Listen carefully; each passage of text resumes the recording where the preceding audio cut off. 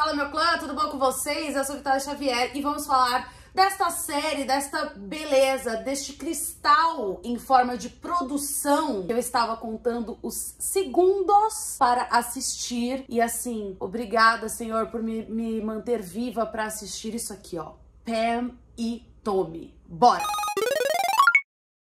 Antes de mais nada, já aqui, ó, já se inscreve no canal, vem fazer parte do melhor clã da melhor família da cultura pop. Já vem aqui a Vitória Real pra gente poder ficar pertinho em todas as redes sociais. Quem me segue lá já sabe que eu tô sempre trocando ideia com vocês, respondendo as DMs, interagindo, né? Afinal, isso daqui só existe porque eu tenho vocês aqui comigo. E agora vamos ao que interessa, porque assim, vocês sabem muito bem que eu assisto muita coisa, mas tem aqueles que têm o meu coração. Pam and Tommy, Tommy and Pam tem tudo de mim. Eu queria ter feito parte da história, ter nascido nessa época, ter, sei lá, escrito sobre o escândalo, ter sido amiga da Pamela Anderson ou do Tommy Lee. Eu queria ter feito parte de algum jeito. Já que não deu, a gente faz o quê? A gente trabalha, estuda pra cobrir esse tipo de coisa e cá estou eu em pleno 2022 falando pra vocês sobre esta série. Série essa que é original do Hulu, mas agora chega pelo Stars Plus, né, serviço de streaming da Disney, com 8 episódios. Mas, Vitória, o que é essa série? Basicamente é um recorte da época onde o Tommy Lee estava no auge do seu momento com o Motley Crue e Dona Pamela Anderson no auge de seu momento, Baywatch, o clássico, né, maiô vermelho de Baywatch, e eles eram o casal do momento. Todo mundo tinha aquela sensação de que eles eram muito doidos. Por quê? Porque eles combinavam muito, mas eles se encontraram e pouquíssimo tempo depois eles já estavam juntos, já casaram e veio o grande escândalo que, assim, por que choras, Kim Kardashian? Pamela Anderson deu aula em termos de sex tape e, assim, óbvio que as situações eram diferentes entre Kim Kardashian e Pamela Anderson, mas foi um grande escândalo na época, tanto quanto, né? Só que com a diferença que a Pamela Anderson era já uma grande estrela. Ela era um sex symbol, né? Mas ela era muito conhecida no mainstream, diferente da Kim Kardashian, que até então, antes da sex tape dela vazar, ela não era nada. Ela era uma socialite, né? Amiga de Paris Hilton,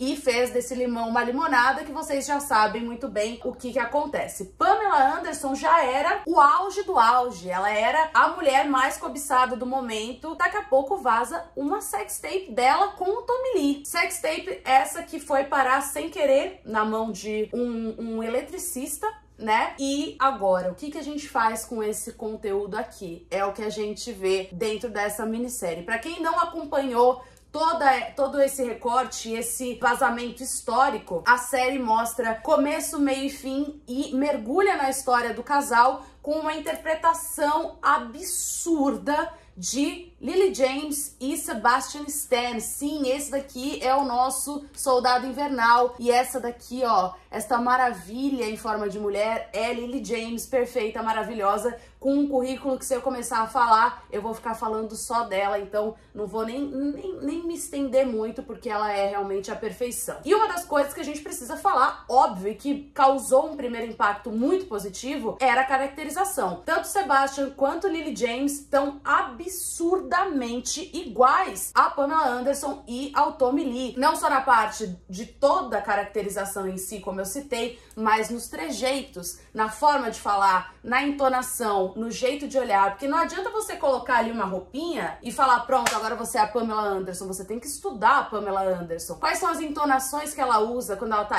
alegre, quando ela tá triste, como que ela reage diante dos fatos, como que é o olhar dela, como que foi o primeiro impacto entre eles dois, porque eles se conheceram sem querer. Foi uma coisa meio de amor à primeira vista. Então todos esses trejeitos e o jeito de cada um foi espetacularmente absorvido pelo Sebastian e pela Lily James. Então posso falar assim, com certeza uma das minhas top séries de 2022 já tá aqui, tá? E vou contar pra vocês outros segredinhos de bastidor. E já começo contextualizando pra vocês. Não é um spoiler, mas é uma situação icônica na vida de Tommy Lee, onde ele começa a bater um papo com o seu membro, entendeu?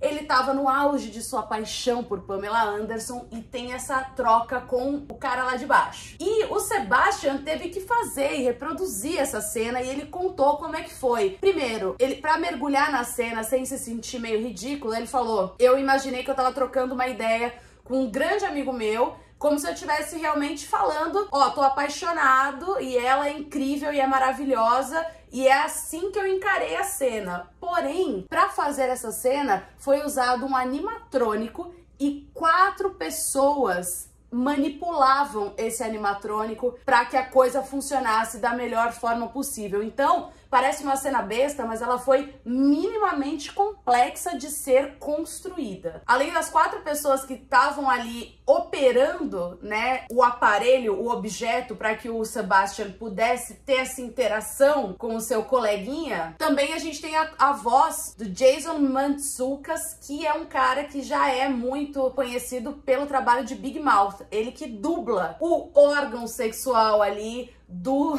Tommy Lee para fazer essa cena. Então, de novo, uma cena minimamente complexa de ser construída, mesmo que pareça muito besta. Outra coisa muito legal de bastidor é que a Lily James contou que foi muito libertador ter feito a Pamela Anderson, porque foi a primeira vez que ela faz algo muito distante do que ela é, mas que ela gostou da sensação, entre aspas, de desaparecer. É tão diferente dela a questão da Pamela, né? A maquiagem, as unhas grandes, o lado muito sensual, que ela conseguiu deixar um pouco a Lily James de lado então fez com que essa Lily desaparecesse para que a Pamela dela surgisse e deu muito, muito, muito certo. Outra coisa que sempre divide um pouco de opiniões, às vezes dá muito certo, outras vezes nem tanto, é quando o autor do livro ou as pessoas diretamente envolvidas na história fazem parte da produção de alguma forma. Como eu disse, pode dar muito certo ou pode dar muito errado. Neste caso aqui, deu muito certo. Eu vou ficar panfletando sobre essa série e todo mundo precisa ver. Por quê? Porque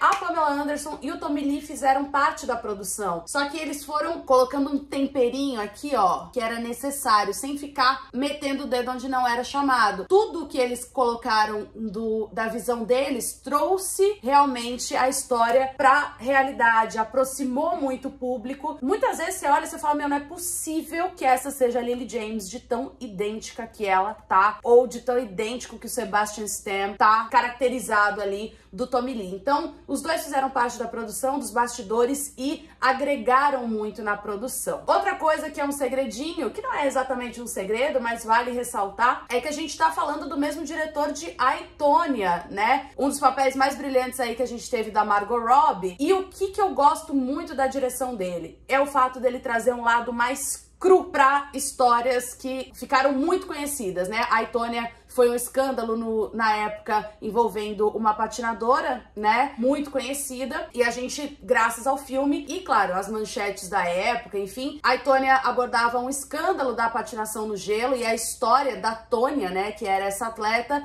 E no filme a gente consegue mergulhar no bastidor, como que era a vida dessa atleta antes do escândalo acontecer. E aqui é a mesma coisa, claro que tem todo o glamour de Hollywood, claro que tem toda aquela coisa que enchia os olhos. A gente tá falando aí dos anos 80, anos 90, né? Aquilo não tinha o boom da internet ainda, era tudo muito lento. Então, basicamente, a gente acompanhava tudo. A gente não, porque eu não era nascida, mas tudo era muito cru, né? Então, a gente esperava ali questão de uma foto, um paparazzi. A internet não era tão rápida, né? A gente não tinha essa modernidade toda.